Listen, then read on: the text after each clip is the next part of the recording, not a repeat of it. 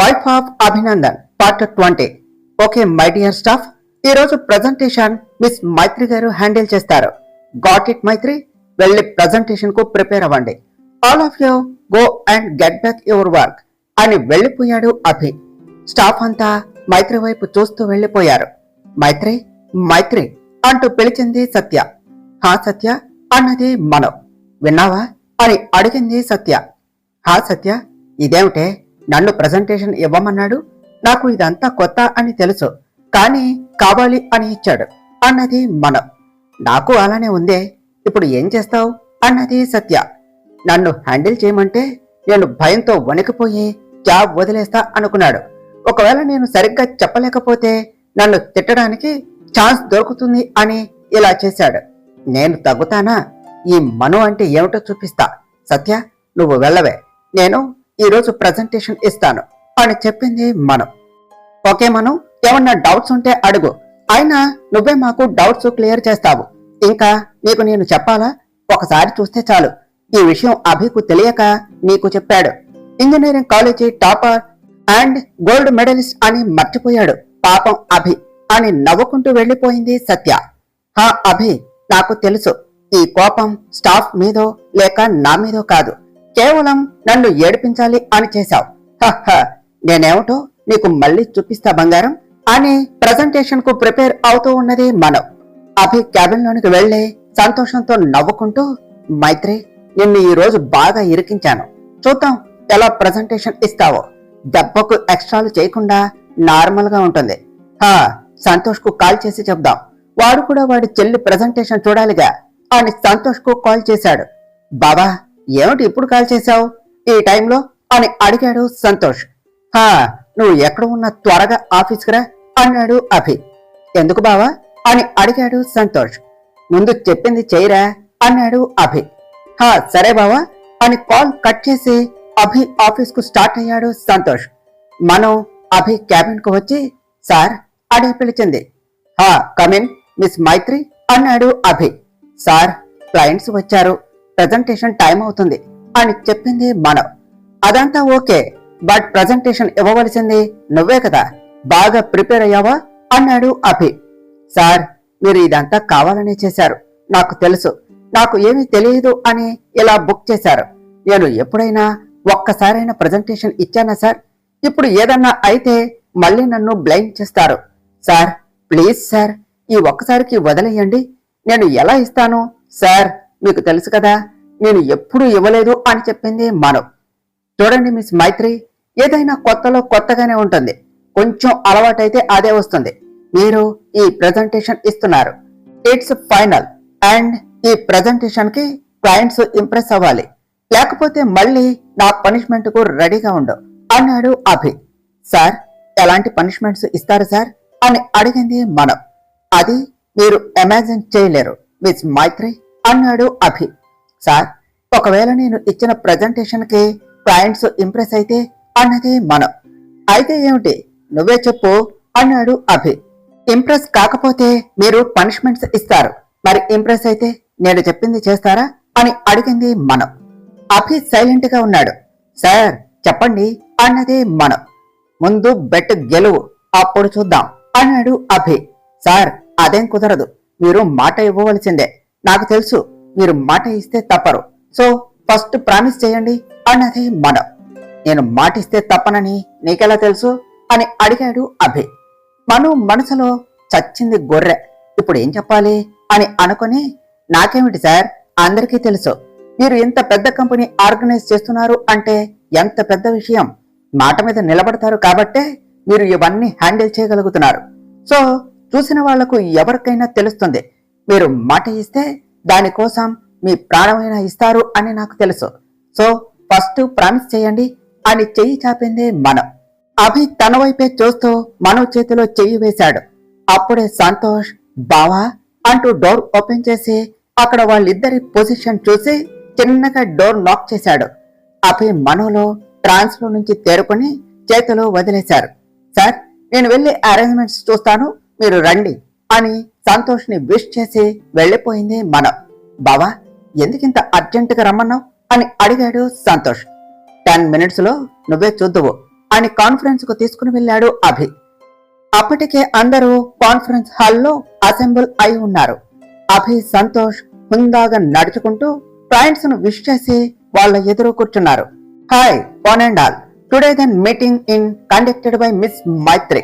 Miss Maithri, let's start the meeting అని వెళ్లి కూర్చున్నాడు అభి. మనో జాగ్రత్త అని చెవిలో చెప్పింది సత్య. బావా, మైత్రి ఏమిటి మీటింగ్ ఎలా కండక్ట్ చేస్తుంది?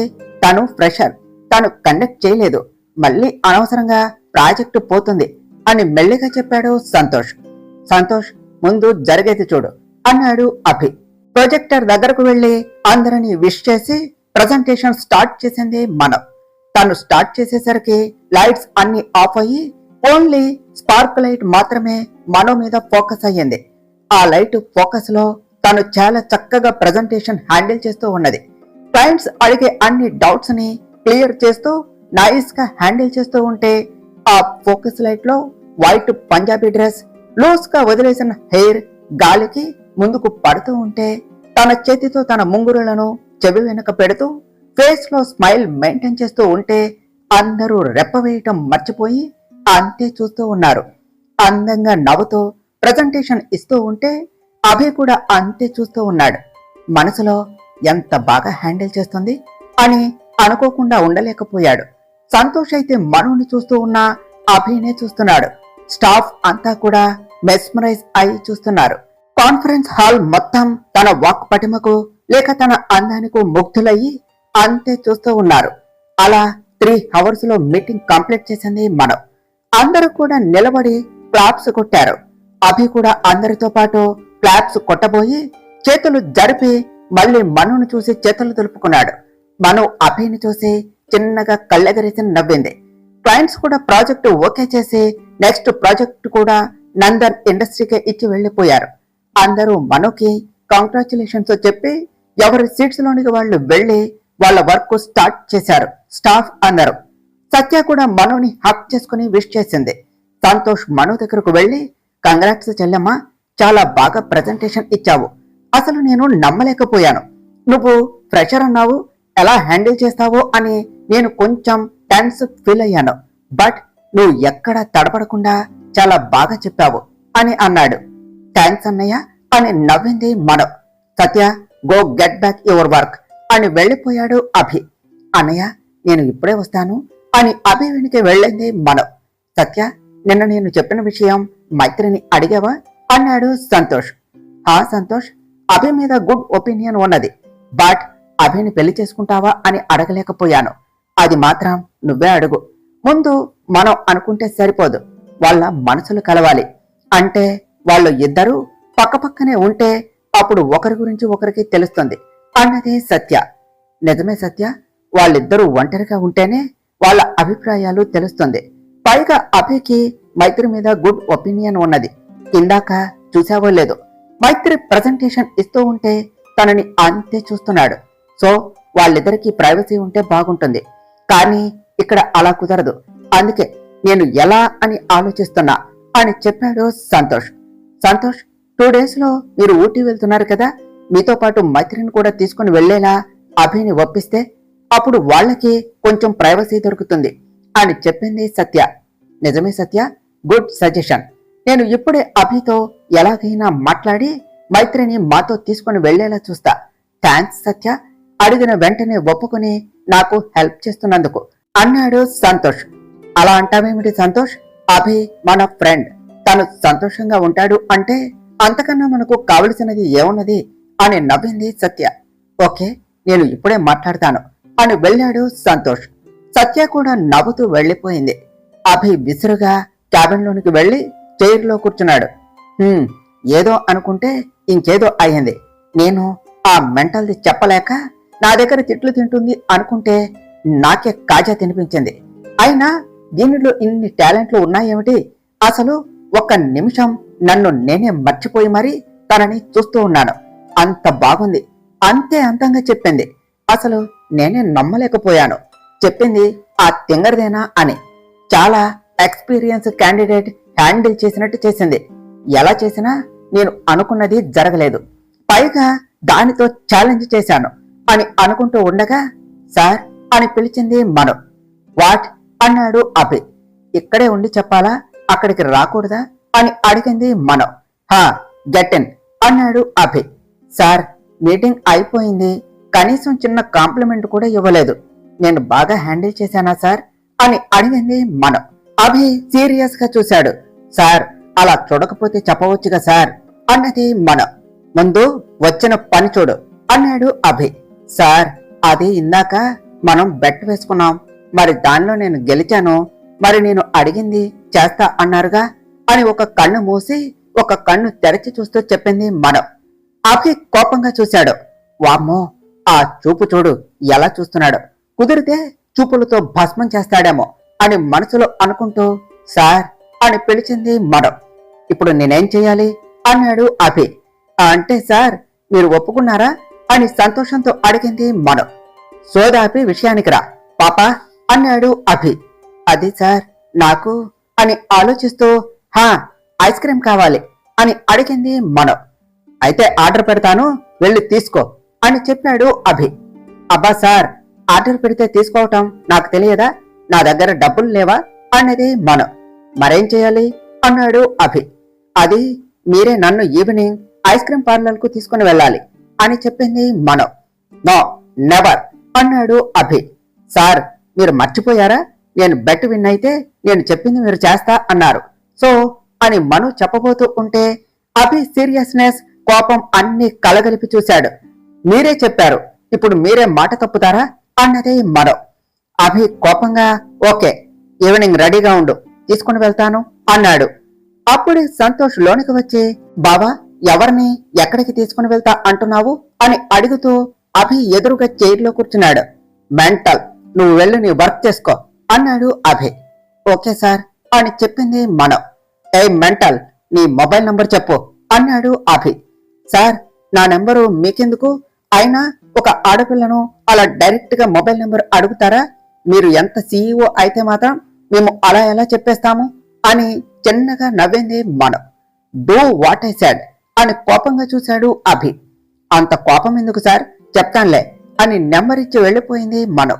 సంతోష్ అక్కడ జరిగేదాన్ని కళ్ళు నోరు వెళ్ళపెట్టి చూస్తూ ఉన్నాడు. బావా, ఏంటి ఏమైందిరా అలా ఉన్నావు అని అడిగాడు అభి. బావా, ఇక్కడ ఏం జరుగుతుంది, నువ్వు మైత్రిని నెంబర్ అడగటం ఏమిటి, సెవెంత్ వండర్, ఇక్కడ ఏం జరుగుతుందో కొంచెం మాకు కూడా చెప్తారా అని చిలిపిగా నవ్వాడు సంతోష్. రేయ్, కొంచెం ఎక్కువైంది తగ్గు, ఇక్కడ నువ్వు అనుకున్నట్టు ఏమీ జరగటం లేదు అన్నాడు అభి. హహ, బావా, ఇక్కడ ఏం జరిగింది, నేనేమనుకున్నాను కొంచెం చెప్తారా అన్నాడు సంతోష్. అభి సీరియస్ గా చూశాడు. బావా, ఆ సీరియస్ లుక్ ఆపి ఇక విషయానికి రా అన్నాడు సంతోష్.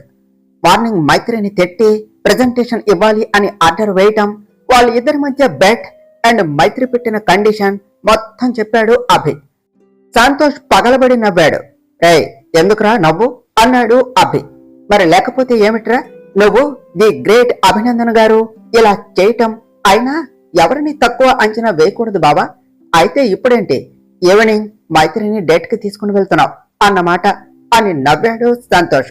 ఏయ్, డేట్ కి కాదురా, ఐస్ క్రీమ్ కి మాత్రమే అని చెప్పాడు అభి. హా, ఏదో ఒకట్లే, మొత్తానికి వెళ్తున్నావుగా అన్నాడు సంతోష్. మరి తప్పదుగా, ఆ రాక్షసికి మాటిచ్చాగా అన్నాడు అభి.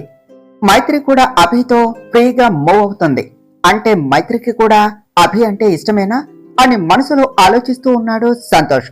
రే సంతోష్, ఏం ఆలోచిస్తున్నావు అని అడిగాడు అభి. హా బావా, అది ఇంకో 2 days లో మనం ఊటీకి వెళ్ళాలి, గుర్తుందిగా అన్నాడు అభి. హా గుర్తుంది అని చెప్పాడు అభి. అదే, ఈసారి మరి మనతో పాటు మైత్రిని కూడా తీసుకుని వెళదాం బావా అన్నాడు సంతోష్. ఆ మెంటల్ అక్కడికెందుకురా, మన మైండ్ భేజా ఫ్రై చేసుకుని తినటానికే, వద్దు అన్నాడు అభి.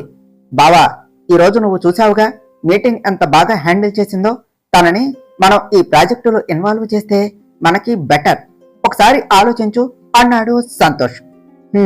అని ఆలోచిస్తూ ఉన్నాడు అభి. బాబా, ఏం థింక్ చేస్తున్నావు, ఈవినింగ్ ఏ పార్లర్ కి వెళ్ళాలి అని ఆలోచించట్లేదుగా అని నవ్వుతూ అన్నాడు సంతోష్. అభి సీరియస్ గా చూసేసరికి సర్లే బావా, నాకు అర్జెంటు పని ఉంది అని బయటకు వెళ్లిపోయాడు సంతోష్. మనసులో అభి ఒప్పుకుంటే బాగుండు, మైత్రి కూడా మాతో వస్తే అక్కడ ఏదో ఒకటి ప్లాన్ చేయొచ్చు అని అనుకుంటూ వెళ్ళిపోయాడు సంతోష్. సత్య అని తన క్యాబిన్ లోనికి వెళ్లి తనని పట్టుకుని గిరాగిరా తిప్పేసింది మనం. ఏమైందే, అంత ఆనందంగా ఉన్నావు? మీటింగ్ సక్సెస్ అయినందుకు మీ సార్ ఏమన్నా గిఫ్ట్స్ ఇచ్చారా ఏమిటి అని అడిగింది సత్య. ఛీ పోవే, నాకు సిగ్గేస్తుంది అన్నది మనం. హా, అదంతా సిగ్గే అని ఆట పట్టించింది సత్య. మను నవ్వుతూ, అది కాదే, ఈరోజు అభి నన్ను బయటకు తీసుకుని వెళ్తా అన్నాడు అని చెప్పింది మనం. సత్య షాక్ తో అలానే కుర్చీలో కూలబడిపోయింది. ఒసే సత్య, ఏమైంది అలా పడిపోయావు అని అడిగింది మనం. హా, షాకింగ్ న్యూస్ ఎవరైనా ఇలా చెప్తారా? అయినా అభి నిన్ను తీసుకుని వెళ్ళటానికి ఇంత సడన్ గా ఎలా ఒప్పుకున్నాడబ్బా అని డౌట్ అన్నది సత్య. అదే అని తనకి అభికి మధ్య జరిగినది మొత్తం చెప్పింది మనం. సత్య నవ్వుతూ, అభిని భలే లాక్ చేశావే, అంటే నీ సంతోషానికి కారణం మీటింగ్ సక్సెస్ అయినందుకు కాదు, అభితో కలిసి వెళ్తున్నందుకు అన్నమాట అని నవ్వింది సత్య. ఛీ పోవే అని నవ్వుతూ అక్కడ నుండి వెళ్లిపోయింది మనం. ఛ, అనవసరంగా పంతానికి పోయి బెడ్ కట్టాను. ఇప్పుడు ఇది ఐస్ క్రీమ్ తొక్క అంటుంది. దీనికి బాగా ఎక్కువైంది. దీనికి మన స్టైల్లో టార్చర్ చూపించాలి. ఈవినింగ్ దీని సంగతి చెప్తా అనుకున్నాడు అభి. మనోహర్, భోజనం చేశావా అని అడిగారు మాణిక్యమ్మ గారు. ఆమా, ఇప్పుడే అని చెప్పారు మనోహర్ గారు. ఇలా రా బాబు, నీతో కొంచెం మాట్లాడాలి అని పిలిచారు మాణిక్యమ్మ గారు. సరే అని వచ్చి సోఫాలో కూర్చున్నారు మనోహర్ గారు. మాణిక్యమ్మ గారి మాటలు విని ఇంద్రాణి కూడా వచ్చి మనోహర్ గారి పక్కన నిలబడింది. మనోహర్, నేను కన్నయ్యకు ఎంత త్వరగా వీలైతే అంత త్వరగా పెళ్లి చేయాలి అని డిసైడ్ అయ్యాను అని చెప్పారు మాణిక్యమ్మ గారు. చాలా మంచిదత్తయ్య అన్నది ఇంద్రాణి. కాని అభి పెళ్లికి ఒప్పుకోవటం లేదు. మనం చెప్పినా వినటం లేదు. మనం మాత్రం ఏం చేయగలం? వాడికి చేసుకోవాలి అని ఉండాలిగా అన్నారు మనోహర్ గారు. అలా అని వాడిని అలాగే వదిలేస్తామా? ఏదో అపోహతో పెళ్లి వద్దు అంటున్నాడు. మనమే వాడిని ఎలాగైనా ఒప్పించాలి. మంచి అమ్మాయిని చూసి పెళ్లి చేస్తే వచ్చిన ఆ అమ్మాయే తన భర్తను మార్చుకుంటుంది అన్నారు మాణిక్యమ్మ గారు. మళ్ళీ ఇంకొక అమ్మాయి ఎందుకత్తయ్యా? మన ప్రీతి ఉన్నదిగా. మీరు అభిని ఒప్పించండి, మనం మా ప్రీతిని ఇచ్చి పెళ్లి చేసేద్దాం. తెలిసిన అమ్మాయి అయితే మన అభిని జాగ్రత్తగా చూసుకుంటుంది అన్నదే ఇంద్రాణి. చూడు ఇంద్రాణి, ముందు నీ మేనకోడల్ని తను ఎలా ఉండాలో తనని తాను చూసుకోమని ఆడపిల్లలాగా ఉండమను. తర్వాత ఇంకొకరిని చూసుకుంటుంది. అయినా నా మనవడికి ఎలాంటి అమ్మాయిని ఇచ్చి పెళ్లి చేయాలో నాకు బాగా తెలుసు. నువ్వు నీ సంగతి చూసుకో అన్నారు మాణిక్యమ్మ గారు. మనోహర్, అభికి పెళ్లి చేస్తున్నాం. ఇంకా మంచి అమ్మాయిని నేనే చూసి చేస్తాను.